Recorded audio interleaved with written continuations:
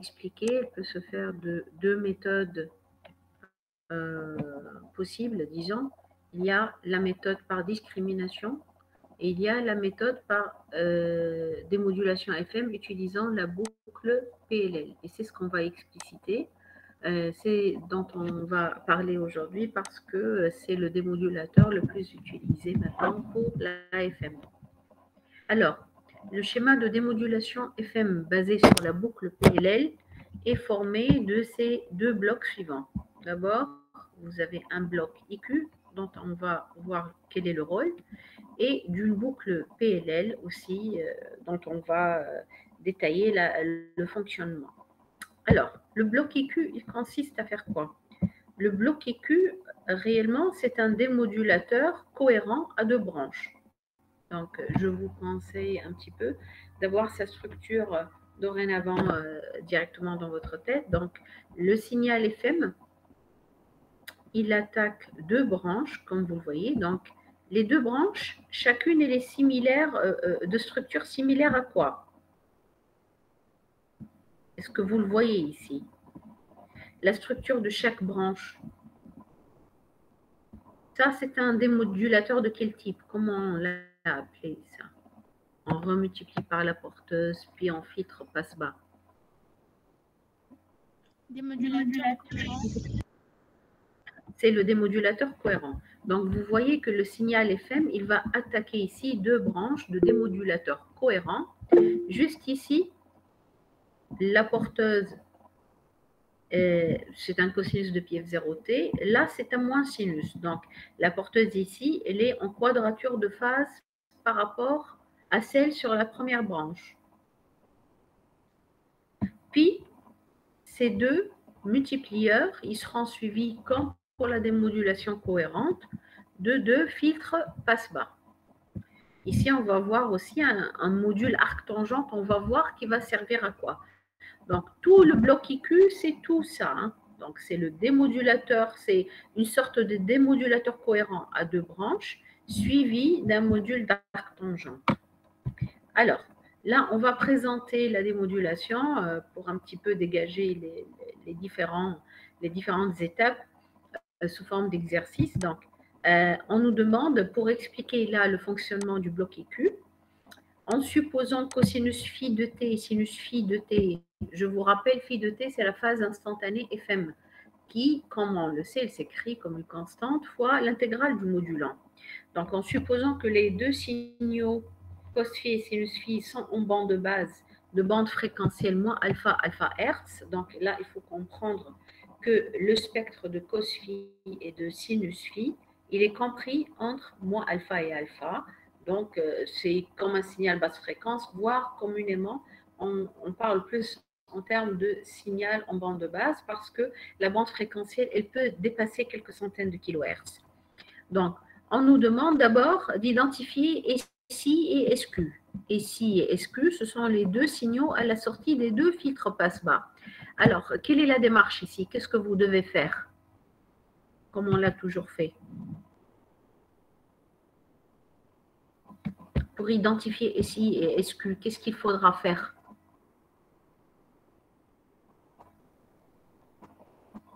Étude fréquentielle. Étude fréquentielle. Donc, il faut écrire RI, RQ, comme on l'a toujours fait. Hein. Puis, investiguer le contenu fréquentiel de RI, de RQ, pour voir, après filtrage à la fréquence de Cooper alpha, qu'est-ce qui reste comme ici SQ. D'accord? Je vous ai envoyé ces documents. Hein. Je les ai envoyés année d'hier, juste tout à l'heure. Alors, pour que vous puissiez suivre en même temps, hein, si jamais. Alors, donc, RI de T ici, on va l'écrire, c'est SFM fois cosinus. Hein. Le SFM, je l'explicite comme A0 cosinus plus phi de T, hein, fois cosinus. Là, bien sûr, il faut linéariser pour pouvoir calculer le spectre. Donc, vous aurez A0 sur 2 cos phi plus cosinus 4 pi F0 plus phi de T. OK? Alors, là, donc, on reconnaît que RI, c'est la somme de deux signaux. Vous avez d'une part A0 cos phi de T, qui est un signal en bande de base d'après l'énoncé. Hein. On nous nous a dit que cos phi et sinus phi sont deux signaux en bande de base de bande fréquentielle moins alpha et alpha. En fait, cosinus phi, je vous fais remarquer que c'est la partie réelle de l'enveloppe complexe. Et on a émis, disons, des hypothèses pour trouver l'allure, dans le cas général, de l'enveloppe complexe d'un signal FM. Donc, ça, c'est un signal en bande de base de bande fréquentielle moins alpha et alpha. Là, vous reconnaissez quoi? Là, nous avons un signal qui s'écrit comme une amplitude fois cosinus 4π0t plus phi. Donc, c'est comme si vous avez un signal FM, mais qui est modulé à la fréquence de Z0. Donc, c'est un signal qui est haute fréquence. Dans le spectre, il va se présenter. Vous avez l'allure triangulaire autour de 2L0 moins 2L0 avec B, c'est l'occupation spectrale qui sera octroyée selon la bande de Carson ou un autre critère, comme on en a parlé la dernière fois. Donc, tout ça fait qu'après filtrage en bande de base à la fréquence de coupure alpha, vous allez récupérer uniquement ce signal-là. Vous allez atténuer, vous allez filtrer le signal modulé à 2L0. OK, c'est bon ici? Vous avez des questions? Madame, le modulant, on a quelconque ou je veux dire Les quelconques. OK, qu'est-ce qui vous fait penser que c'est sinusoïdal? خاطر عملنا معناها des modulations cohérentes. Allez, on démodule de façon cohérente que les modulants pour des modulants sinusoïdaux? Non. Vous voyez, ce schéma-là, il est préconisé pour un signal FM qui correspond à un modulant quelconque. Le phi de t, il est nommé chalet à condition. Vous voyez, phi de t, il est de pi kfm l'intégrale de m de u du, comme vous le savez. Donc ça, c'est valable pour n'importe quel modulant. D'accord? Ah, d'accord, oui. OK. Ok. معناها مش هذا السينال الام دو تي اللي في الفي أي. OK. فهمت. OK. Ok. Vous avez d'autres questions? Non? Alors, deuxième branche. Il faut refaire la même chose pour la deuxième branche qui correspond à la porteuse moins à 1 sinus. Qui, je vous fais remarquer, c'est la porteuse en quadrature de phase par rapport à la première branche. D'accord? Donc, vous refaites de même, vous écrivez RQ, vous aurez cette fois-ci du sinus fois cosinus, vous linéarisez, vous analysez le contenu fréquentiel. Et là, de même, vous montrez qu'après filtrage, on va obtenir SQ qui est égal à A0 sur 2, sinus phi de t. OK? Donc, la sortie, et si cette sortie-là, elle est en A1 sur 2 cosinus phi de t, et celle-là, c'est A0 sur 2, pardon, ici c'est A1, A0, A1 sur 2, donc normalement vous aurez ça, fois sinus. Donc, le SI-SQ, il attaque ici un bloc qui doit faire arc tangente SQ sur SI. Donc, on va voir qu'est-ce que ça nous donne. Donc, U de T qui est arc tangente SQ sur SI, c'est arc tangente, donc vous aurez du sinus phi de T sur cosinus phi de T, d'accord? Juste, je vous fais remarquer que ces calculs-là, c'est comme ça, ils sont faits pour A1 égale à 1. A1 égale 1. Mais si on a A1, si on a une amplitude qui est différente de 1, là, normalement, la constante multiplicative, elle sera A0 à 1 sur 2, comme d'habitude. Donc, arc tangente de tangente phi, on obtient du coup phi de t. D'accord? Donc, le bloc IQ, il a servi à faire quoi? Il a servi à extraire la phase instantanée d'un signal FM. D'accord? Donc, ce premier bloc, tout ce bloc-là, le bloc IQ, qui est vu de façon compacte ici, vous faites rentrer ici SFM, il vous rend la phase instantanée. Donc, il va extraire la phase instantanée. D'accord?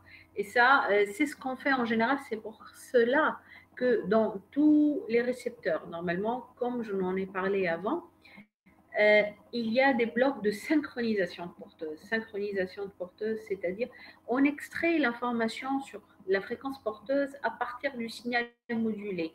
On peut la détecter. Et dans ce bloc, on va retrouver certainement quelque part un bloc IQ pour extraire la phase instantanée du signal.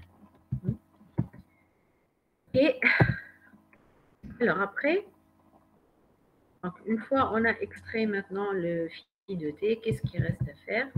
Il reste à voir le fonctionnement de la boucle PLL. Comment, à partir de phi de t, normalement, on doit régénérer ici le modulant. Alors, la boucle PLL, là, la structure suivante. Donc, comme vous le voyez, U de t, qui est la sortie du bloc IQ, ce n'est que la même chose que la phase instantanée.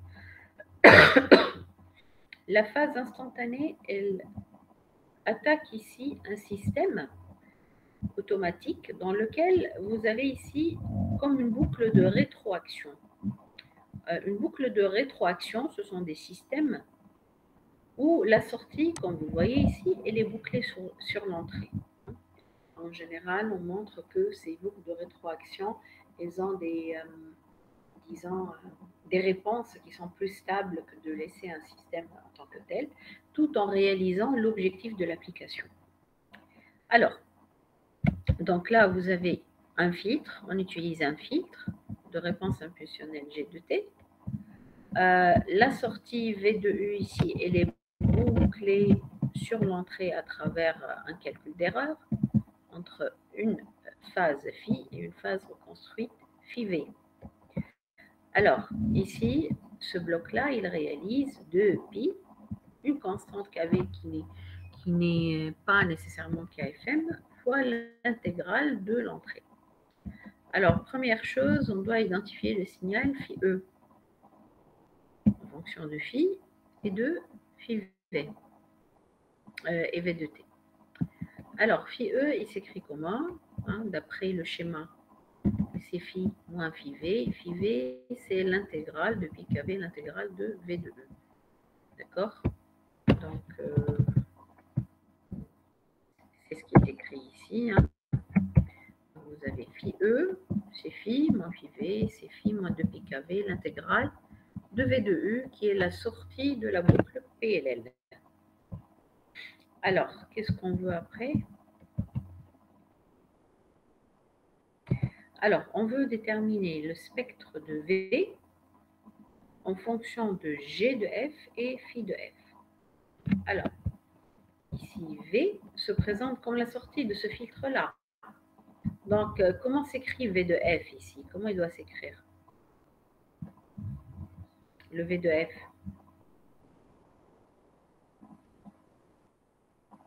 Phi de E convolué à G de T. Voilà. Donc, de point de vue fréquentiel, comment on va l'écrire? Le V de F, grand V de F, ça va être multiplication entre li. Voilà. G de F fois grand phi E de F. OK? Donc, quand vous le voyez, V de T, c'est G convolé à phi E, donc V de F, c'est ça. Alors, ici, le phi E de F, on vient de calculer tout à l'heure phi E de T. Donc, phi E de F, on va l'écrire, ça sera transformé de Fourier de phi, donc c'est grand phi de F, moins 2 pi kV, et vous avez transformé de Fourier de l'intégrale qui est 1 sur 2 JPF V de F. Là, vous utilisez, je suppose que vous connaissez transformé de Fourier de la dérivée d'un signal, ça va être 2 JPF fois X de F. Ok, c'est bon? مدام Oui.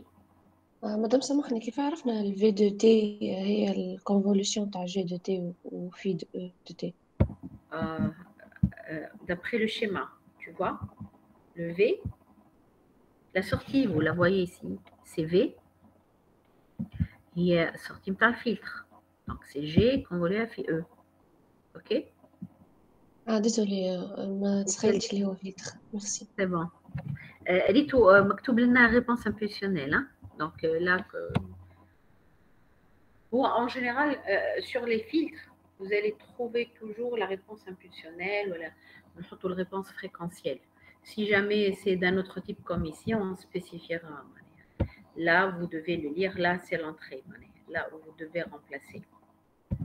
Ben, مدام oui, شنو التيب نتاع الفلتر هذا؟ ça. لا le filtre. On va donner des conditions à lui tout à l'heure.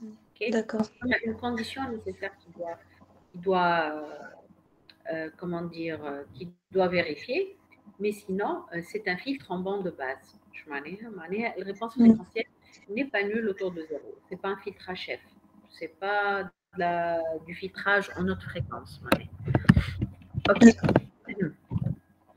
Alors, on revient. Alors, donc on fait les simplifications nécessaires depuis. Alors, cette partie V de F, je la ramène de l'autre côté. Du coup, on tombe sur V de F qui est égal à G de F fois grand phi divisé par 1 plus KV G de F sur JF. Okay.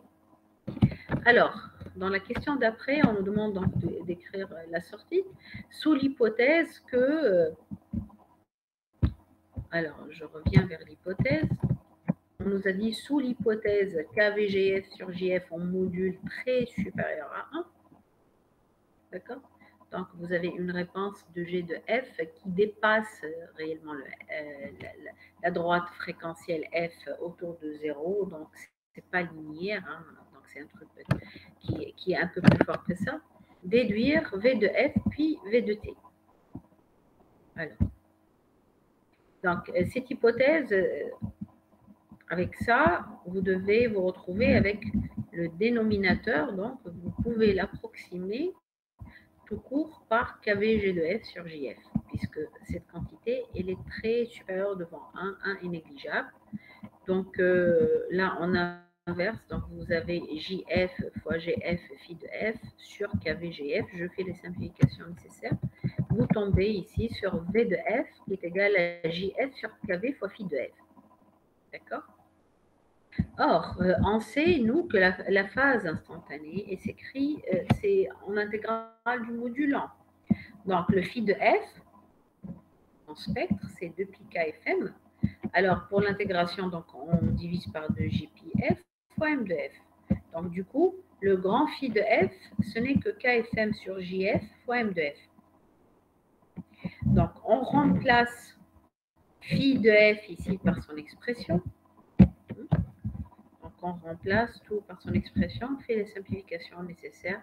On trouve que V de F, il est à peu près égal à la constante KFM sur KV fois M de F, ce qui veut dire que le V qui sera à la sortie de la boucle PLL, c'est à peu près en une constante fois le modulant, d'où l'opération de démodulation assurée.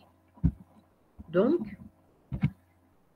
la sortie de la boucle PLL, on vient de montrer que ça va être quelque chose comme en une constante fois le modulant. Alors, donc, cette structure un peu plus compliquée, certes, qu'un simple discriminateur que vous avez un petit peu travaillé dans le devoir et qui consistait en fait à dériver le signal FM.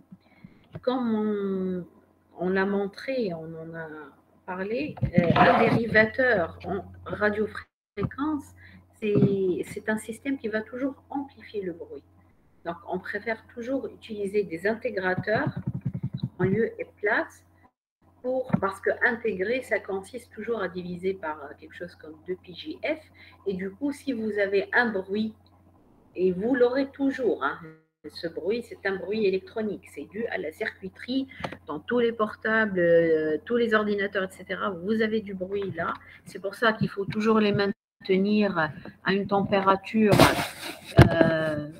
ambiante, voire assez basse, hein, pour ne pas augmenter la variance, la puissance du bruit, des perturbations électroniques.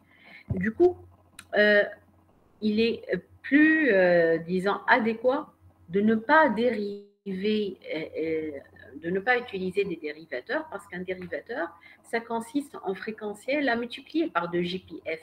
Donc, si vous avez, vous, à l'entrée du bruit, des perturbations qui vont se rajouter, vous risquez d'avoir la puissance de sortie des perturbations qui va augmenter. Alors qu'avec un intégrateur, on arrive un petit peu à diminuer. Donc, on fait ce qu'on appelle du noise enhancement, de l'amélioration de la qualité du signal par rapport au bruit. Hein, d'accord?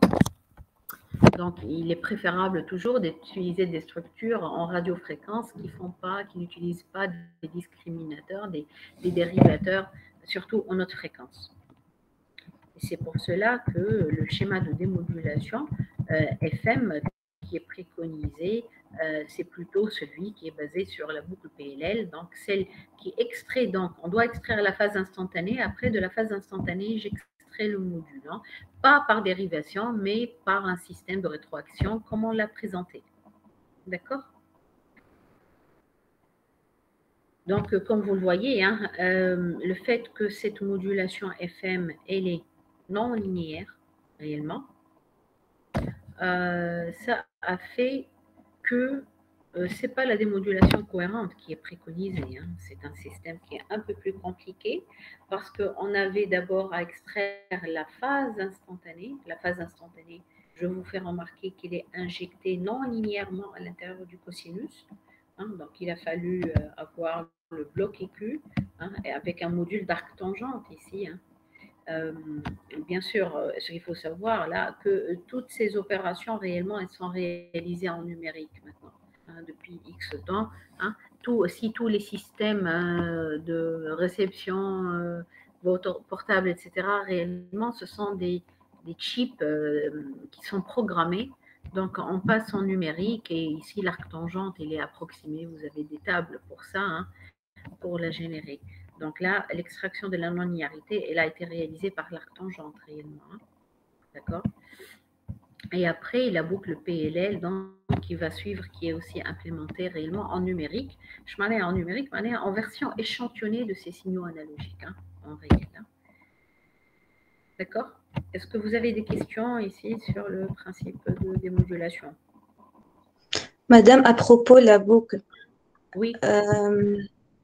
est-ce qu'elle est réalisable réellement l'entrée نستحقوا للsortie كيف تصير Oui, disons que ces systèmes analogiques, en fait, ce sont des systèmes qui existent, qui sont très connus, qu'on injecte en tout ce qui est automatique.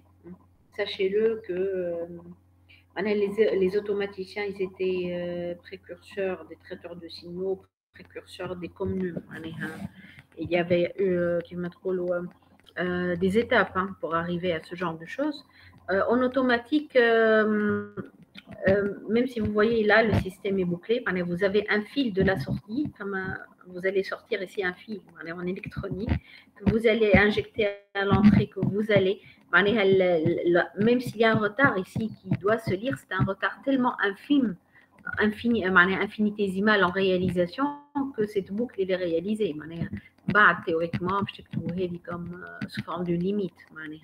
Limite lorsque tu es vers T0 ou V. Même s'il y a un temps de réponse, le calcul de l'erreur qui est infinitésimale, mais c'est pratiquement immédiat. L'infinitésimal ici, il est de l'ordre 10-6, 10-12 secondes. Vous voyez ce que je suis en train de dire? Ça dépend de la vitesse de propagation des ondes type courant et tension, circuiterie qui sont énormes. La vitesse de propagation, elle est trop grande. Du coup, ça rend ce système réalisable. Même s'il y a un retard epsilonesque, très très petit, le retard même, fréquentiellement, c'est un déphasage d'un truc exponentiel J phase, et la phase, elle est presque nulle. Hein? Donc, pratiquement, vous obtenez phi E sans altération. Mais ces systèmes, sachez-le, surtout par exemple pour ceux qui, je sais pas, en mécanique, hein, et même en ingénierie d'autres types, hein, tous les systèmes mécaniques qui sont stabilisés par des boucles de rétroaction comme ça. Oui, comme un système مثلا stabilisateur de trajectoire d'un avion autour d'une trajectoire, stabilisateur, la voiture même. Hein. فما pas mal de systèmes stabilisateurs يخدموا فيها باش يخليو الشاسي ديما stable autour d'un certain niveau. Donc là, sachez-le, ça c'est un système automatique qui est très connu. Vous pouvez un petit peu vous documenter sur ça, sur les boucles à rétroaction, où est-ce qu'elles ont été utilisées, etc. D'accord. Sachez-le, tous les systèmes qui contiennent comme ça un feedback, vous voyez, c'est un feedback, ça. C'est la nature même, elle fonctionne ici toujours avec un feedback. Même vous-même, en tant que structure intelligente, vous travaillez avec un feedback qui est votre expérience, le passé. Hein. Donc ça, c'est une idée qui est reproduite un petit peu aussi en intelligence artificielle, etc. Hein. Mais c'est vieux comme le vieux de l'ingénierie mécanique, un petit peu et automatique. Mais c'est réalisable. Hein. Vous pouvez vous documenter sur ça. Là, on n'a pas assez de temps pour passer là-dessus. Alors, est-ce que vous avez... C'est bon?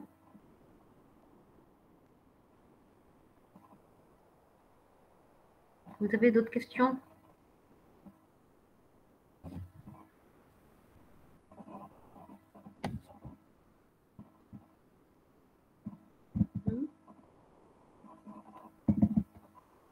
Dites-moi, vous avez d'autres questions ou c'est bon sur ça?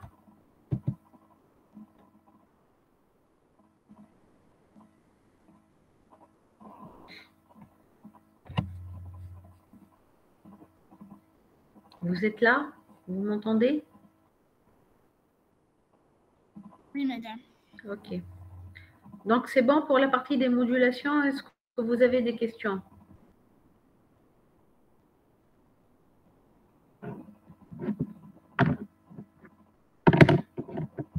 Dites-moi. Oui, non, je ne sais pas.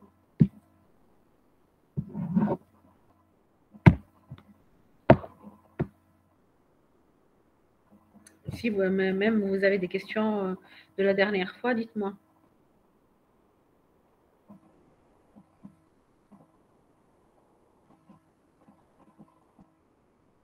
Non, il n'y a pas de questions. C'est bon?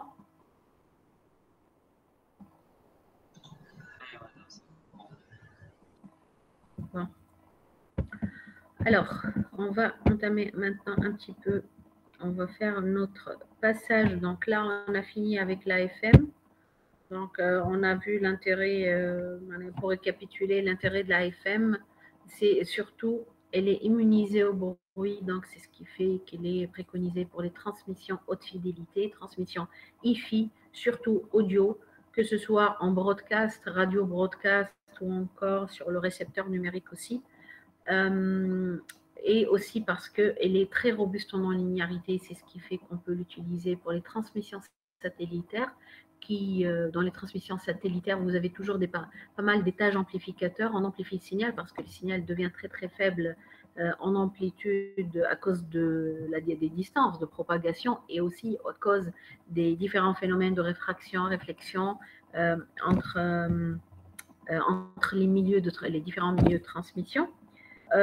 Par contre, la modulation FM, on ne va pas la préconiser pour des systèmes où il y a pas mal d'utilisateurs. Pourquoi? Parce qu'elle est très gourmande en termes d'occupation spectrale. Hein. On a vu l'occupation spectrale qui devenait beaucoup plus large que celle des modulations AM. Bon, n'empêche qu'il faut le savoir, ça, juste à titre de connaissance. La plupart, même jusqu'à maintenant, des transmissions numériques qu'on va aborder un petit peu maintenant, elles se font avec des transmissions à base de FM analogique. Hein. Après, c'est l'application qui va dicter quel type de transmission. Alors, maintenant, on a fini un petit peu avec la transmission analogique, qui est la base réellement de la transmission numérique. Hein. On va voir qu'est-ce qui va différer par rapport à la transmission numérique. Entre transmission numérique et analogique, on va voir quelle est la différence, pourquoi maintenant tous les systèmes ils ont basculé pratiquement vers la transmission numérique. Donc, on va voir l'intérêt de ça. Hein. Donc, on va commencer par un chapitre introductif ici. Alors, pour le moment, les systèmes de transmission qu'on a traités, ils se chargent de l'émission et la réception de signaux analogiques parce que la plupart des signaux multimédia, ce sont des signaux qui sont analogiques. L'être humain ne peut pas écouter, ne peut pas entendre de la musique numérique. C'est de la musique analogique qu'il écoute lorsque vous parlez, parce que quelqu'un parle, il génère un signal d'origine physique qui a une variabilité en fonction du temps, où le temps il est continu. Donc c'est pour ça qu'on écrit x de t, etc. Donc ça c'est pour les systèmes de transmission analogique. Donc on avait un modulant m de t qui était le message qu'on veut transmettre. C'est ce qu'on modulait, c'est ce qu'on recevait. Et donc on reste toujours en analogique. Tous les systèmes, le modulateur, le démodulateur, ils étaient réalisés aussi en analogique, c'est-à-dire avec du hardware. C'est pas du soft, il n'y a pas d'algorithmique là-dedans. Alors, pour un système de transmission numérique maintenant, qu'est-ce qui diffère? Le système de transmission numérique, il va se charger de la transmission, la réception d'un signal numérique dont une représentation abstraite, c'est une suite de 0 et de 1. Donc, c'est des fichiers d'octets. D'accord? Donc ça, d'abord, c'est donc là, la finalité d'un système de transmission numérique et analogique n'est pas la même. Hein. Pourquoi elle n'est pas la même? Parce que l'origine du message n'est pas de même nature. Là, le modulant M de T, il est analogique. La variable temps à temps continu. Donc, vous êtes en train de transmettre le signal physique qui a une signification physique pour vous. C'est le son, c'est l'image physique, etc. Là, c'est plutôt un fichier d'octets. D'accord? Donc, qui dit ça, dit si la nature, par exemple, tous les signaux multimédia, surtout images, donc ils sont analogiques à la base. Alors, donc, d'où proviennent ces signaux numériques? D'après vous, d'où est-ce qu'ils proviennent? Des signaux de type 0011. Vous stockez de la musique sur ordinateur. La musique sur ordinateur, elle est reconnue comme un fichier d'octets. Hein. C'est un fichier de 0 et de 1. Comment ça se fait alors que nous, on est en train de dire qu'un signal analogique, c'est un signal qui a une nature physique qui s'écrit comme M de T? Par décodeur et décodeur. Voilà, donc réellement, on engage une conversion analogique numérique. Donc à la question d'où proviennent ces signaux numériques, puisque la plupart des signaux qui portent de l'information, ce sont comme les signaux multimédia. Il peut s'agir de signaux d'autre nature physique. Maintenant, de plus en plus dans l'ingénierie en environnement, les signaux ils peuvent devenir des signaux sismiques. Il y a des capteurs qui sont en train d'enregistrer en continu des niveaux, un niveau de la mer, des conditions climatiques, etc. Donc, les signaux, tous ces signaux qui sont d'origine physique, biologique, ils sont analogiques. Hein, ils ne sont jamais fournis par la nature telle qu'elle est comme des 0 et des 1. Donc, ce qui fait réellement, et comme vous, normalement vous avez dû le voir, que la plupart des signaux analogiques qui sont réellement porteurs d'informations, on les numérise maintenant. On les numérise pour pouvoir les stocker sur ordinateur et aussi pour pouvoir les transmettre en numérique. Donc, si vous avez un signal analogique, là, juste je rappelle, vous avez vu la numérisation de signaux analogiques, hein? Oui ou non? Ouais. Vous avez dû le voir normalement. Donc, on commence par l'échantillonnage. Hein. Vous commencez par échantillonner le signal, vos signaux, parce que la quantité d'informations contenues dans un signal analogique, elle est anthropiquement infinie. Donc, là, c'est la théorie de l'information qui rentre en jeu. Après, vous les quantifiez, vous quantifiez toutes les valeurs pour les contraindre à un ensemble à nombre, un cardinal fini pour pouvoir après les coder. Donc, vous utilisez là le codage que vous voulez à 8 bits, 16 bits, ça dépend de la qualité que vous voulez. Donc, ça, c'est le schéma un petit peu éclaté des différentes étapes de la conversion analogique numérique. Donc, en général, vous, lorsque vous avez des fichiers MP3, etc., vous engagez, vous avez votre fichier musique ou fichier audio, speech ou je sais quoi, qui est stocké sous cette forme-là.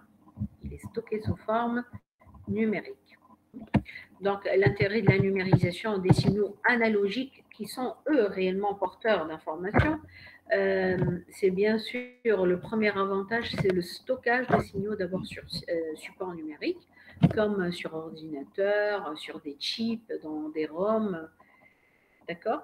Donc, ça permet, c'est ce qui a en fait engagé la miniaturisation de tous les systèmes TIC, tous les systèmes de traitement de l'information, ils sont miniaturisés parce que vous pouvez traduire le signal physique réellement comme un fichier d'octet par une conversion analogique numérique. D'accord?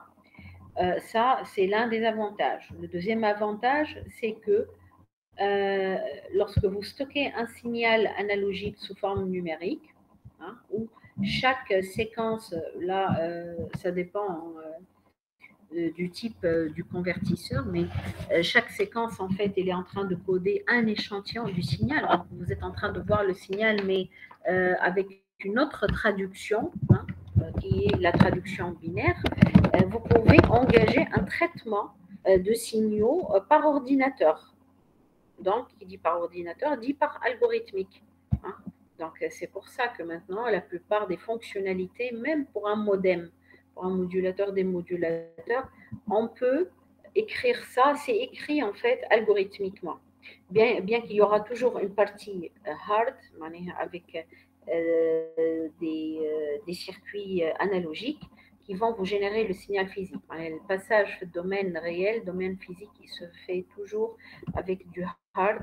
Tous les traitements, tout le processing sur les signaux, il se fait en algorithmique sur la version numérisée qui est celle-là. On comprime un signal, on comprime la version numérisée, mais pas que. Hein. Pour la compression de signaux, par exemple la MPEG, la JPEG, la compression, elle est engagée même avant, elle est même fait partie analogique. Donc, les filtres aussi, par exemple ici, bon, vous ne l'avez pas encore vu peut-être, mais même les filtres, vous allez filtrer un signal en analogique, vous avez un équivalent de filtrage, mais en numérique. Donc, vous avez des programmes, on embarque les programmes. Ça fait appel à tout ce qui est algorithmique embarqué, hein, donc on embarque toutes les fonctionnalités qu'on veut faire, pas avec des algorithmes. Donc, on fait, si vous voulez débruiter le signal, par exemple, M2T le filtrer, vous allez le faire sur la version échantillonnée, sur ordinateur et donc avec un programme. Alors, d'où proviennent aussi ces fichiers-là, d'octet 0110 ces signaux binaires ils peuvent correspondre aussi à des fichiers simples, octets, des fichiers texte, du code, des données numériques. Hein. Dans le big data, là, vous avez pas mal de données à envoyer, à faire cohabiter. Alors, pour expliquer maintenant pourquoi on a basculé vers la transmission numérique. Si on a basculé vers la transmission numérique, parce que le canal de transmission dont on n'a pas trop parlé, il apporte en fait des distorsions sur les signaux radio transmis. Le canal de transmission, il faut imaginer le canal atmosphérique, réellement, c'est un canal qui agit comme un guide d'ondes, c'est-à-dire les ondes électromagnétiques dans le canal atmosphérique, elles sont en train de se propager en bond, B-O-N-D. Ça veut dire quoi? Ça veut dire l'onde électromagnétique, elle se propage dans tous les lieux. Elle est réfléchie par juste la couche qui n'est pas atmosphérique, par l'ionosphère, hein, qui est une couche de molécules ionisées qui agit comme un réflecteur.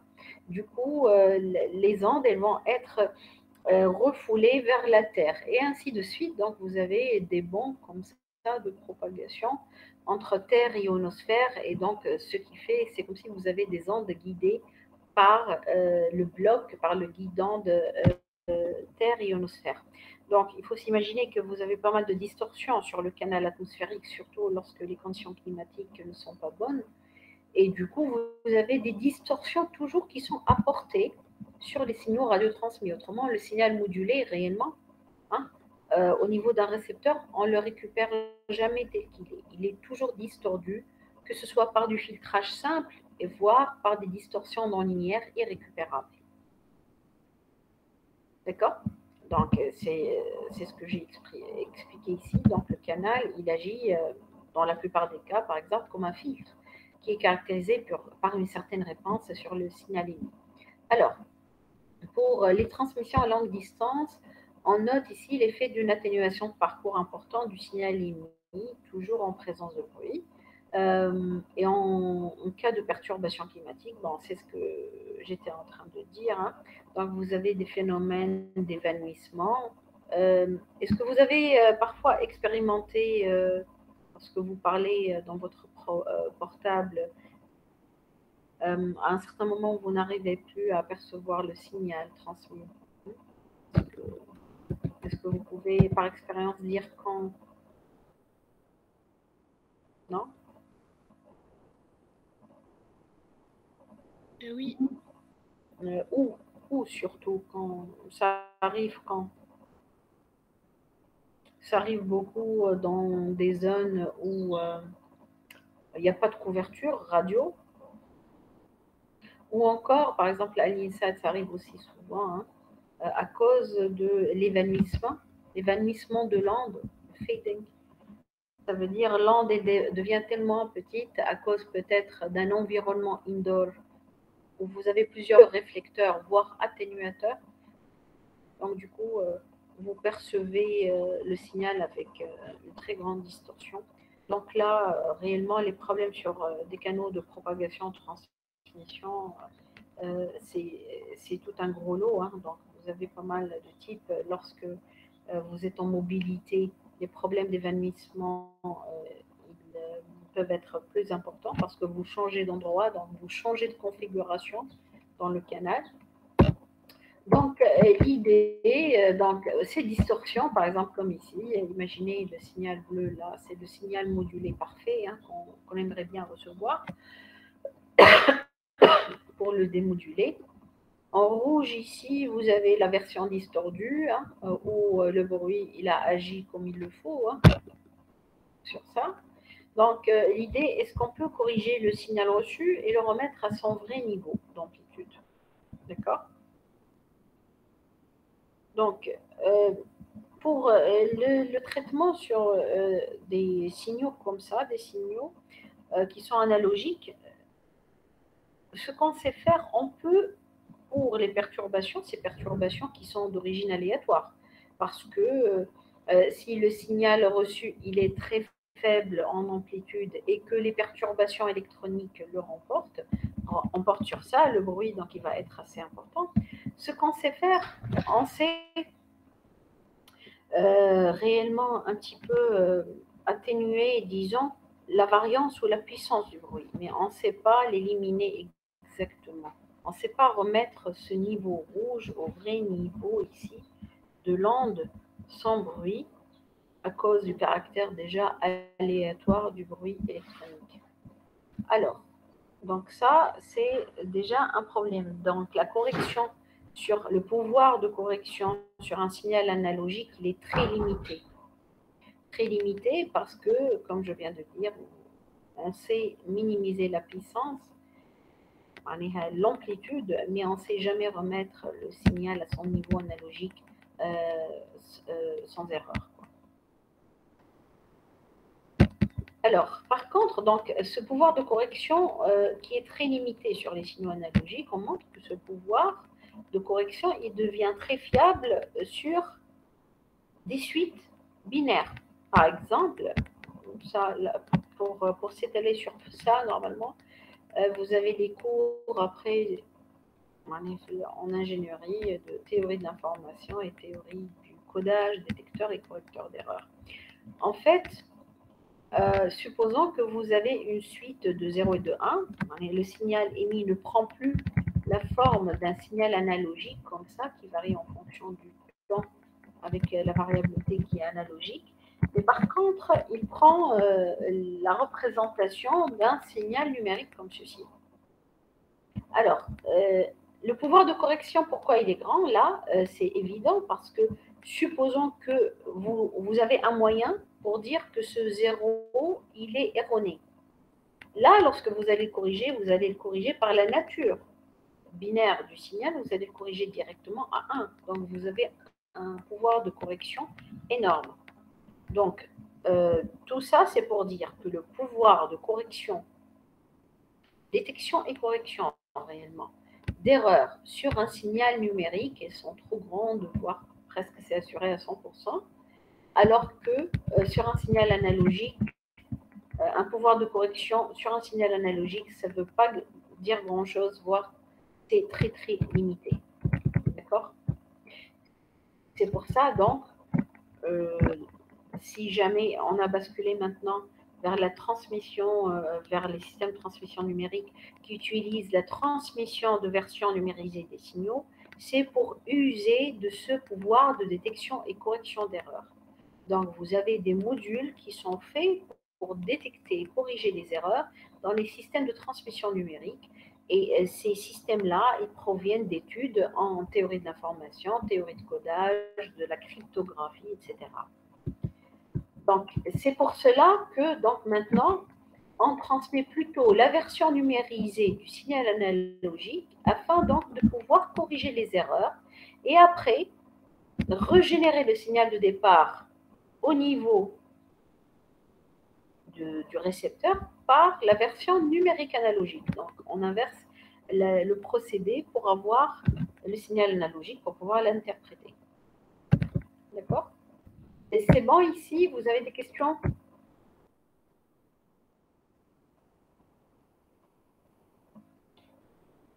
Vous avez des questions? Non? Oui?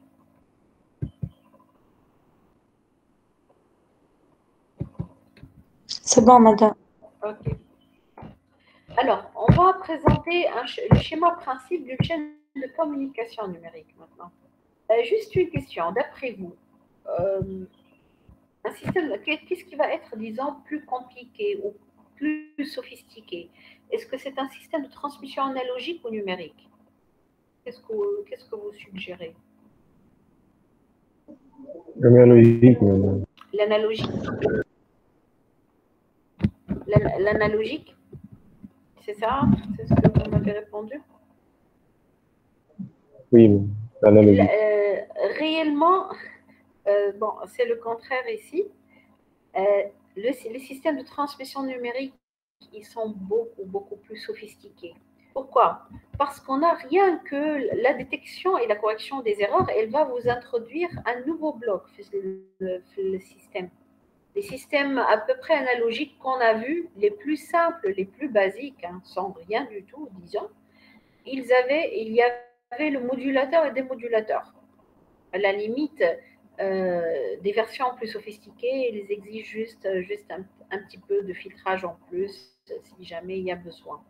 Mais sinon, la numérisation, déjà, elle va engager le vrai. Le modulant, tout le monde directement le modulateur. Donc là, on va expliquer le rôle de chaque bloc, parce que chaque bloc, il demande un cours à lui seul. Donc réellement, hein, il faut s'attendre, les systèmes de transmission numérique, ils vont engager plus de sophistication que la transmission analogique tout court, et vous allez le voir. Donc, avant, on se chargeait de la transmission du modulant directement. D'abord, maintenant, on a un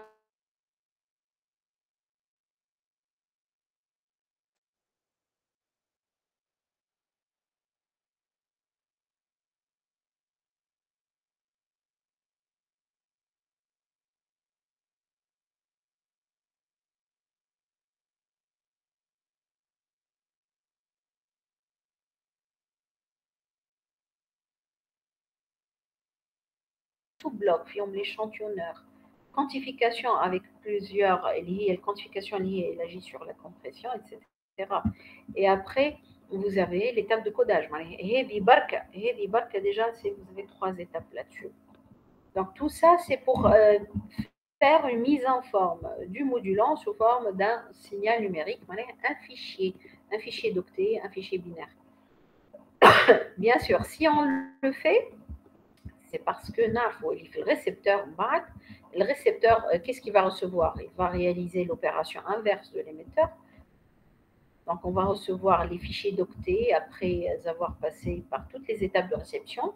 من هذوما باش نرجعوا بالconversion numérique analogique المودولون تاعنا باش نجموا نسمعوا الفيشي audio ولا نراو الفيشي image, d'accord? Parce que sous cette forme-là, c'est pas interprétable. D'accord?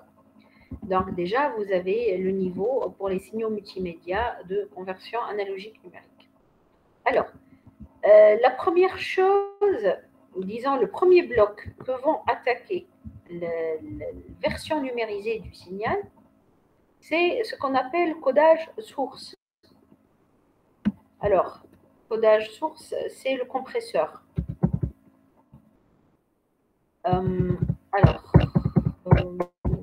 Avant de passer un petit peu sur la compression, on va définir certaines choses.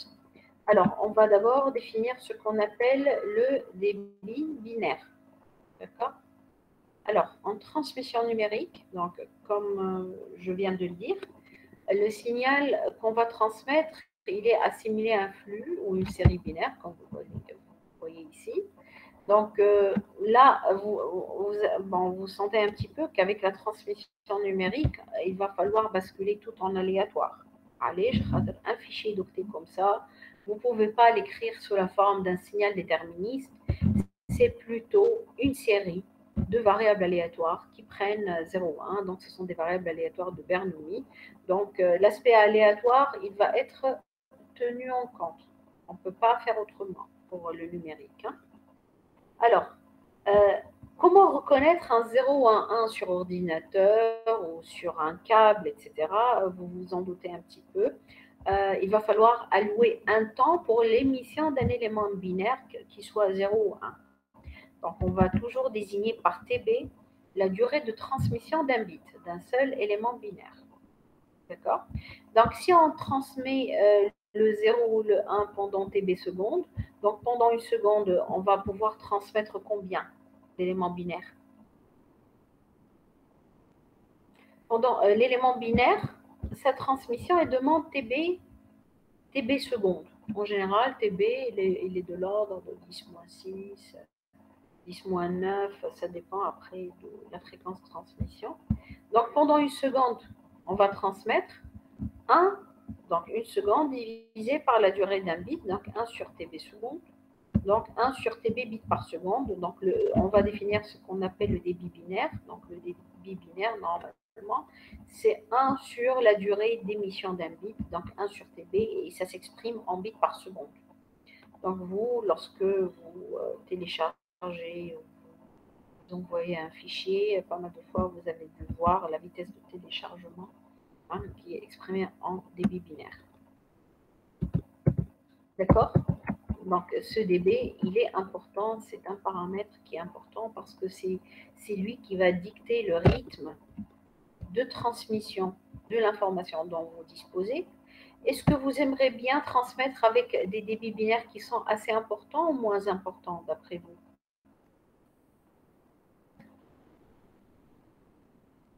Assez important. Assez important. Assez important, pourquoi? أكثر معلومات في أقل وقت. Voilà, c'est temps réel. Hein. En général, les qualités de service dans les systèmes de transmission numérique, elle est vue très très bien vue à travers, plus vous êtes en temps réel, si vous faites du streaming ou la page, donc il va falloir user, vous aimerez bien que votre information soit téléchargée avec un débit binaire qui est important. C'est pour cela que vous payez le haut débit. Hein.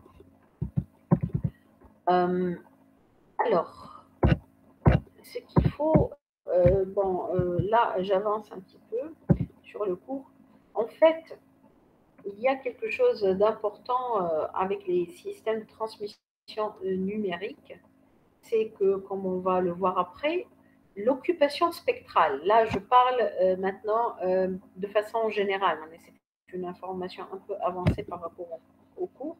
L'occupation spectrale qui était l'occupation des signaux modulés, les signaux radio.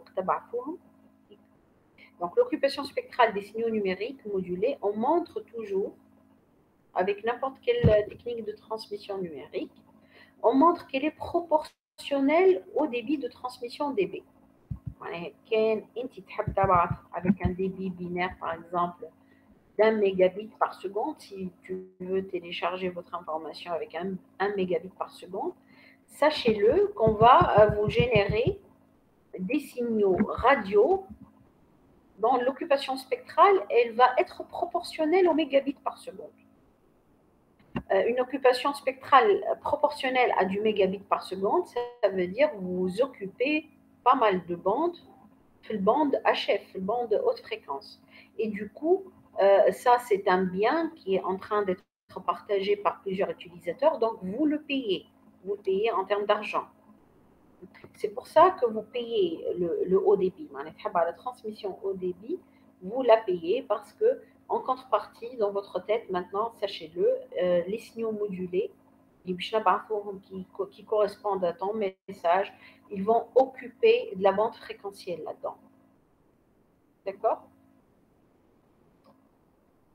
Donc, c'est ce qui est écrit ici. Donc, si on veut des débits de transmission importants pour faire du streaming confortable, une bonne vitesse de téléchargement, il va falloir octroyer à l'utilisateur une large bande spectrale. On est l'occupation spectrale, et c'est ce qui explique le coût élevé pour bénéficier d'une liaison haut débit. Alors, ça, c'est d'un côté. D'un autre côté, les réseaux radiomobiles, maintenant, plus qu'à tout temps, ils ont une forte contrainte en termes de gérer un nombre important d'utilisateurs. Vous avez à gérer pas mal d'utilisateurs, de plus en plus, tout le monde passe en mobile, d'accord? En mobile, d'abord en réseau radio sans fil, wireless communication, et en plus de ça, en mobile. Sachant que l'occupation spectrale de chaque utilisateur est de l'ordre de dB, donc, le débit parce que vous avez plusieurs utilisateurs à gérer. Donc, dans les systèmes de transmission numérique, vous avez beaucoup de tâches à faire entre réseaux ou couches physiques en termes d'allocation de ressources radio. قداش لازم تحط débit pour chaque utilisateur, tout en lui répondant à ses exigences en termes de qualité de service, etc. Donc, il faudra penser à réduire un peu le débit binaire par utilisateur en utilisant ce qu'on appelle la compression de données. Donc, la compression, sachez-le, il y aura eu jamais de transmission au débit si jamais il n'y aura pas eu de la compression là derrière.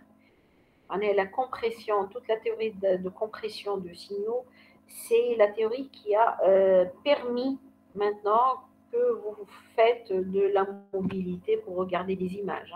Parce qu'on va voir l'ordre d'information en termes de débit pour les images, c'est énorme. Donc, comme j'ai une compression de données, on ne pourra pas faire de la mobilité avec du haut débit. D'accord? Donc, je reviens ici. Donc, on va parler maintenant du codage source et du codage compresseur. Est-ce que vous connaissez déjà quelques normes de compression?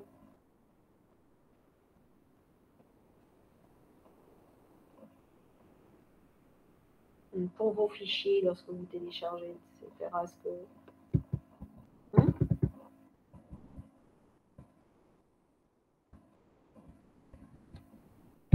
Non? Vous avez entendu parler de la norme JPEG, MPEG.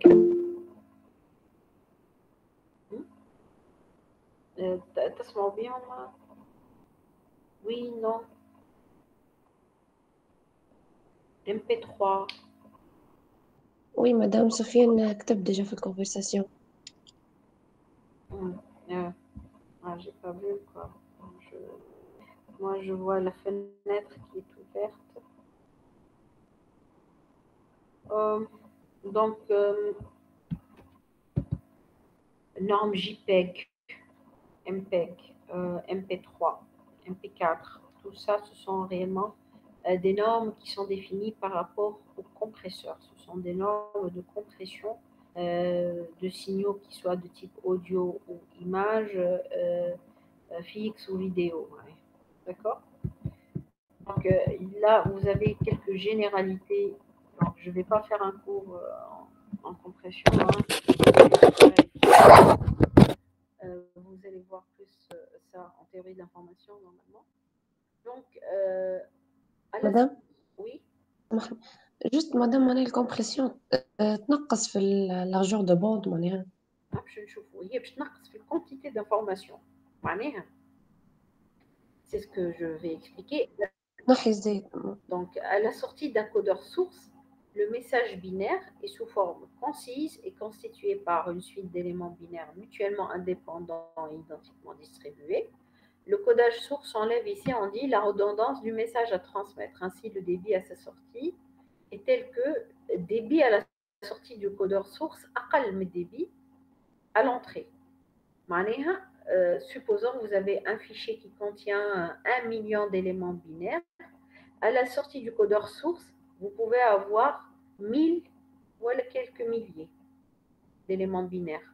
Du coup, quand tu as la quantité d'informations à transmettre, tu l'as rendu sous forme concise, c'est un résumé, c'est une compression. Donc, implicitement, vous allez augmenter le débit. D'accord? Donc là, réellement, il y a plusieurs techniques de compression.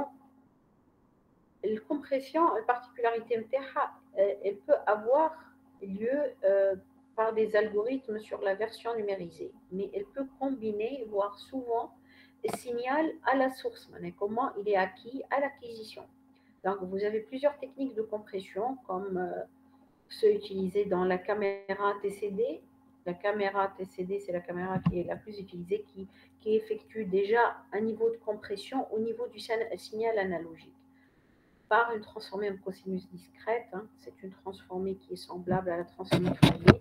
Donc, le domaine de Fourier, c'est un domaine de compression de prédilection. Donc, la plupart des techniques de compression, elles ont lieu dans des domaines transformés où vous représentez le signal par quelques coefficients non nuls. Donc, ça fait gagner énormément en débit. On utilise aussi les techniques de segmentation et définition d'objets dans une image. L'image, surtout les images vidéo, hein, elles sont toujours, une image dans un film, elle est toujours reconnue comme une image de fond avec des objets qui sont là-dedans. Donc c'est pour ça, vous retrouvez pas mal d'informatique. Hein. Traitement d'image, segmentation, comment tu définis l'objet, l'acteur il est reconnu comme un objet qui bouge sur une image de fond pour ne pas avoir à coder l'image de fond et la transmettre plusieurs fois. Donc là, réellement, vous avez des techniques très très spéciales et surtout transmission d'image parce que l'image, c'est ce qui bouffe le plus d'informations dans les systèmes TIC en général. Hein. C'est énorme en quantité d'informations. Peut-être on donnera des exemples tout à l'heure. Et ce qu'il faut savoir, donc aussi, hein, c'est comme écrit ici, les techniques de compression, elles sont toujours adaptées au type de signal à compresser. Peut-être on va utiliser une technique de compression pour une image de film qui n'est pas la même que pour un documentaire ou autre. Hein. Ça dépend de la quantité d'informations à envoyer et des spécificités fréquentielles du signal aussi.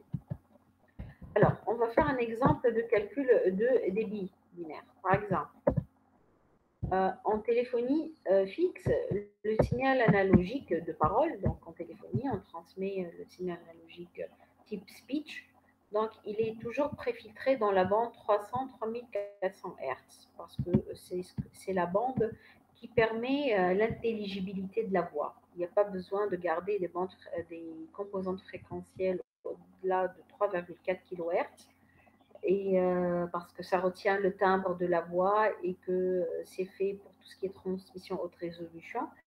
Donc, en téléphonie, disons, le plus important, c'est de laisser le message transparaître de façon intelligible, etc. Pas besoin d'aller plus loin. Donc, puisque la bande fréquentielle, c'est 300-3400, donc la fréquence maximale, elle est de l'ordre de 3400 Hz. Donc, avoir une bonne fréquence d'échantillonnage pour échantillonner dans la numérisation de ce signal-là.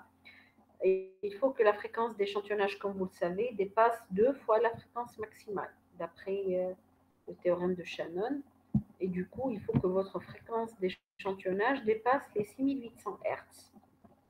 Donc, pratiquement, en téléphonie, les signaux, ils sont échantillonnés à 8 kHz. Chemin est échantillonné à 8 kHz. Autrement dit, pendant une seconde, on prélève 8000 échantillons du signal analogique de départ. Sachant que chaque échantillon il est codé sur 8 bits, donc vous vous retrouvez avec un débit binaire de 64 kilobits par seconde. Donc vous avez pendant une seconde 8000 échantillons. Chaque échantillon codé sur 8 bits, donc ça vous fait 8 fois 8000. Donc ce qui vous fait un débit binaire de 64 kilobits par seconde. D'accord? Alors, on montre qu'avec le codage source emprunté en téléphonie, on peut diminuer le débit à 32 kilobits par seconde sans dégradation de la qualité subjective de la parole. C'est-à-dire sans que vous vous rendez compte qu'il y a eu une compression du signal. Il y a certaines informations disant que vous avez éliminées. Madame, Oui, Madame, تعاودي عايشة كيفاش لقينا الدبي؟ alors pour le débit, on a dit on va échantillonner ces signaux à 8000 Hz. 8000 Hz, je m'en ai. Pendant une seconde, on a combien d'échantillons? 8000. 8000. Une seconde, en termes d'information, il y a 8000 échantillons. Je t'abraf 8000 échantillons. Chaque échantillon, comment tu le reconnais? Par un codage. Il est codé sur 8 bits. Donc, pendant une seconde, voilà. Ah, d'accord, c'est clair. Merci. OK. Donc, vous aurez du 64 kilobits par seconde. Alors, avec la compression, on montre qu'on peut diminuer ce débit à 32 kilobits par seconde. Donc, on le divise par 2, ce qui est beaucoup. En GSM et tous les réseaux mobiles, وقت تبدا فما mobilité أكثر, nombre d'utilisateurs أكبر à gérer. Du coup, la technique de compression qu'on peut utiliser, on peut faire descendre encore le débit à 13 kilobits par seconde. Vous sentez parfois la qualité d'information, le GSM n'est pas aussi bonne qu'en téléphonie fixe. Alors, ça c'est pour un petit peu, pour avoir des ordres de grandeur sur la compression, comment elle comprime, presque à 50%, voire plus. Alors, maintenant, la compression réellement est le cœur des informations, des systèmes d'information, surtout pour les images. Là où vous avez des images, une image, on va voir que c'est énorme en information. Donc, en général, pas en général, je ne sais pas si vous le savez, mais une image, elle est reconnue toujours comme une matrice de pixels. Donc, selon la résolution du système que vous utilisez pour se représenter les images, donc les qualités HD, 4K, etc. Là, il faut s'imaginer, l'image, elle est identifiée à des matrices, à un nombre de lignes et de colonnes plus grand dans les systèmes habituels. Donc, chaque matrice de pixels, donc chaque pixel, il sera caractérisé par 3 signaux en général. Vous avez un signal de luminosité, de luminance, qui est échantillonné à 13,5 MHz. Donc là, il faut s'imaginer que les signaux images, ils occupent plus de bandes que les signaux de parole. Ça n'a rien à voir. Voilà, les signaux audio, c'est dans les mégahertz. Donc, ce sont des signaux qui ne sont pas basse fréquence, ils sont en bande basse. On a comme deux signaux de couleur qui sont issus du type de codage RGB, YSL, dans le système d'image que vous utilisez. Donc, deux signaux de prominence, on a comme deux niveaux de couleur qui vont être combinés. Hein. Donc, chaque signal de prominence de couleur, donc, il est échantillonné à 675 MHz. Le codage de chaque échantillon, en général, chaque échantillon de tout type de signal, hein, qu'il soit luminance ou prominence, il est réalisé aussi sur 8 bits. Donc, si on veut calculer le débit dans ce cas-là, donc, vous avez pour transmettre, disons, 3 plans de matrice, hein, luminance plus 2 prominence. Donc, vous avez 13,5 millions d'échantillons par seconde fois 8 bits, à coder sur 8 bits. Et vous avez les deux signaux de prominence, 2 fois 675 mégas, aussi 10 puissance 6 fois 8.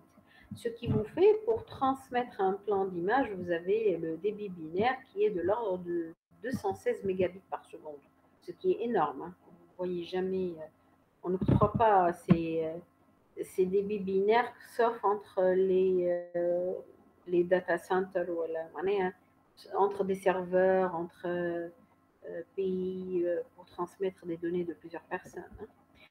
Donc, 216 mégabits par seconde, vous imaginez, qu'une occupation spectrale, il va falloir vous octroyer presque quelques centaines de mégahertz, ce qui est énorme.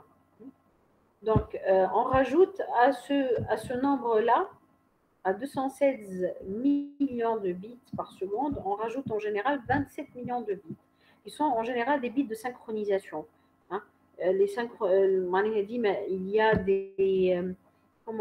il y a des séquences qui sont connues de l'émetteur et de récepteur qui permettent aux deux de se caler sur les vraies données. Une en-tête à partir de laquelle on reconnaît les vraies données au TGI. Donc, il faut donner une en-tête qui est reconnue par l'émetteur et le récepteur pour se caler sur les informations qui sont relatives à l'utilisateur. Et aussi pour réaliser d'autres fonctions dans les couches au-dessus en termes de gestion du réseau en général. Alors, donc, si on rajoute ces bits de synchronisation, on se retrouve avec une source d'information à 243 millions de bits par seconde. Et là, en général, on ne peut pas transmettre de telles informations, sauf si vous êtes tout seul sur le canal. Alors, vous notez bien, donc la valeur elle est très élevée du débit requis. Donc, on a besoin pour les images, vraiment, les images, elles sont très, très gourmandes en termes de débit binaire. C'est pour ça qu'il y a eu toute la théorie de compression et toutes les normes de compression là derrière pour minimiser ce nombre. Alors, on montre qu'on peut effectuer des codages sources très efficaces et réduire ce nombre à 8 mégabits par seconde. Ce qui est, le taux de compression, il est de 1%, ce qui est très efficace. Hein. Sans altérer pratiquement la qualité d'image, parce qu'en général, lors de la compression, les techniques de compression, elles peuvent induire un certain bruit de compression, comme des erreurs qui s'infiltrent, mais ces erreurs, à la perception, ils sont d'accord. Alors, en tout ce qui est visiophonie, ce débit, on peut le redescendre même à 64 kilobits par seconde. En visiophonie, vous avez un plan d'une personne qui parle. En général, vous n'avez pas besoin de prendre plusieurs plans, donc on peut diminuer encore ce débit-là. Donc là, c'est un petit peu pour vous faire sensibiliser à l'intérêt de la compression. Hein. Réellement, s'il n'y avait pas eu de la compression, on ne pourrait pas transmettre les données de plusieurs utilisateurs. Hein. Donc là, juste, je donne quelques normes. Hein. Quelques normes. Vous avez la JPEG, la MPEG avec toutes ces versions 1, 2, 4, 7. Tout ce qui est MPEG, les MP3, là, pour la compression audio, pour la compression de données, vous avez les codeurs Hoffman, les Penzief, vous avez le codage anthropique. Donc, tout ça, c'est purement de l'algorithmique, ce sont des algorithmes comme de la cryptographie. Et là, ce sont des techniques qui font appel aussi à de la compression à l'acquisition du système. C'est-à-dire, dès qu'on acquérit l'image, on effectue déjà des transformés qui essaient de nous annuler, de nous fournir pas mal de coefficients nuls pour permettre la transmission d'un bas débit.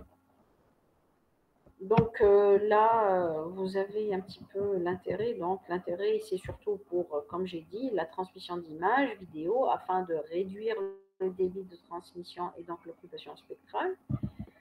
Et aussi le grand intérêt de la compression c'est pour le big data en termes de stockage, manipulation et transmission de données massives.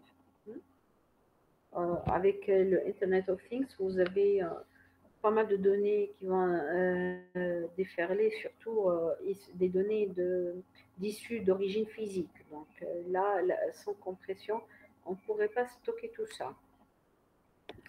Donc, juste là, une idée générale sur le principe de base des différentes techniques de compression. On cherche toujours de nouveaux domaines de représentation d'un signal, comme la transformée de Fourier, le domaine de cosinus discrète. Là, vous avez pas mal aussi, on utilise les transformés en ondelettes, etc. Là, c'est tout un cours, en fait, sur la compression. Donc, on doit toujours chercher des domaines de représentation où les données seraient données par des informations de taille réduite. Donc, l'idée, c'est vous représenter le signal dans un autre domaine où, dans ce domaine-là, vous allez annuler pas mal de composantes, grosso modo. Bien sûr, si vous faites la compression d'un signal, en contrepartie, il faudra toujours assurer l'opération inverse. La décompression du signal, elle doit être possible pour revenir de la version compressée à la version décompressée. D'accord? Donc, tout vous engagez le lecteur MP3, JPEG, MPEG, en fait, vous engagez le module inverse pour la décompression du signal et pour que vous voyez le signal d'origine. Mais sur ordinateur, il est stocké sous forme compressée. C'est ce que je dis ici. Donc, la transformation de compression doit avoir une réciproque, qui est la décompression, à utiliser côté récepteur, décodeur source ou la restitution des données. Ok, c'est bon ici? مدام Oui. مادام فما مثلا في سيتات ولا حكاية من رش كي تحب تبلودي تصويرة يبدا عطيك تايم ماكس نتاع معناها مثلا معرفش قداش من كيلو بايت ولا حكاية معناها هيك الوالك بوند اللي هي معناها بروبورسيونيل مع كدي بي هيك. هو الكompression كيف ما قلت نعطيوك 1000 بيت تردهم 10 بيت. C'est ça le truc le plus important. L'occupation spectrale, etc. C'est comme هو يعرف اللي الدébit. L'occupation spectrale, elle est liée au débit. D'accord? D'une part, ou réduire aussi le débit en fait de la compression pour permettre le temps réel de plus en plus. Le canal, il y a plusieurs utilisateurs, c'est ça le problème. Donc on est en train de faire du multiplexage temporel et fréquentiel. Donc l'information de taille réduite au maximum.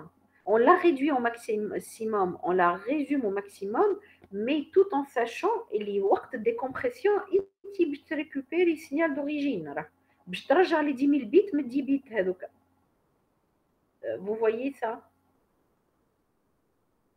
On compresse, mais en contrepartie, on a le procédé de décompression qui, même à une altération près, il nous donne quelque chose de plausible, presque sans artefact. Je ne sais pas si ça, c'est ta question, oui ou non. Ah oui, ça va, merci. Ok.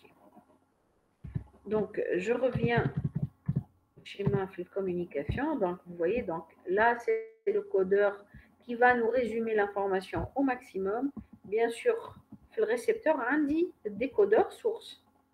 Hein? Décodeur source, donc, l'information, elle va être ici. Donc, son rôle, l'information résumée, les émirages et l'information d'origine. OK? C'est bon? Donc, après avoir résumé l'information par la compression, l'information ici, sous forme binaire, sortie de fichier d'octet. Tout ça, c'est à gérer au niveau applicatif, algorithmique, par des algorithmes. Hein. C'est pas encore, on n'est pas encore dans le domaine physique où vous avez du hardware. Là, on attaque ce qu'on appelle le codeur canal. Le codeur canal, le codeur détecteur correcteur d'erreurs. C'est lui, en fait, qui va gérer la gestion des erreurs lors de la transmission du signal. Et c'est pour ça qu'on a basculé même tous les signaux vers une transmission numérique. Donc là, je vais à la partie donc, décodage canal. Donc, c'est ce qui est écrit ici, hein, le module du codage canal, c'est la même chose que le codeur détecteur correcteur d'erreurs. Donc, c'est lui qui réalise la visée de la transmission numérique. Hein. On a le pouvoir de correction sur une suite binaire, il est presque assuré à 100%, quelque chose qui n'est pas assuré sur un signal analogique. Donc, on va tirer profit du fait. On va traduire le signal physique en un signal numérisé, une suite de 0 ou de 1, باش نجموا بعد في الريسبسيون نصلحوا les erreurs. OK? Donc, c'est lui qui va permettre d'améliorer la qualité du signal reçu en corrigeant les erreurs de transmission. Donc, aussi, ce module-là, c'est la base des systèmes TIC, entre traitement de l'information. Du moment où vous transmettez l'info, vous avez des distorsions et c'est lui qui va assurer la correction. Alors, ce codage, par contre, il faut s'imaginer qu'on a notre information résumée à la sortie du compresseur. Ce codage, il va insérer dans le message des éléments binaires de redondance, suivant une loi donnée. Pour corriger les erreurs, il introduit certains bits de contrôle. D'accord? Donc, réellement, le nombre de bits, il va augmenter à la sortie du codage canal, mais pas autant qu'ils étaient à l'entrée du codeur source. On a des éléments binaires, mais pas de façon énorme. Déjà, le codage compresseur, il a réduit au max, vraiment au max, voire divisé par 10, sinon par 100 le débit. Hein. Donc, le nombre de bits à transmettre à la sortie du codeur canal, il est un peu plus grand qu'à son entrée, mais toujours faible comparé à la taille des données initiales. D'accord? Donc, les bits de contrôle qu'il va insérer en général, les codeurs détecteurs correcteurs d'erreurs, c'est un petit peu de la cryptographie. Ils introduisent des bits de contrôle avec des polynômes générateurs, etc. Donc, ces bits de contrôle, ils sont connus. Donc, la loi de codage qui a été utilisée chez l'émetteur, elle est connue par le décodeur canal. Et le décodeur canal, donc connaissant la loi de codage de l'émetteur, il vérifie si cette loi sur les bits codés a été bien respectée ou pas. Donc, il va pouvoir localiser les erreurs dans la séquence et les corriger. Et là, s'il détecte une erreur, si un 0 il est erroné, c'est que c'est un 1, ce n'est pas un 0,5. Et si c'est un 1 est erroné, alors c'est 0. Donc, le pouvoir de correction, il est presque assuré à 100%. Donc, en général, les exemples de code, les codes en bloc, les codes cycliques, convolutifs, ou les turbocodes sont les principales méthodes de codage utilisées dans les systèmes de transmission numérique. Bon, on ne va pas voir ça en détail, hein, il faut un cours pour ça. Mais c'est des lois de cryptographie en général qui sont utilisées avec des méthodes bien ciblées pour le décodage. Donc là, il faut s'imaginer que vous avez des polynômes générateurs. Hein.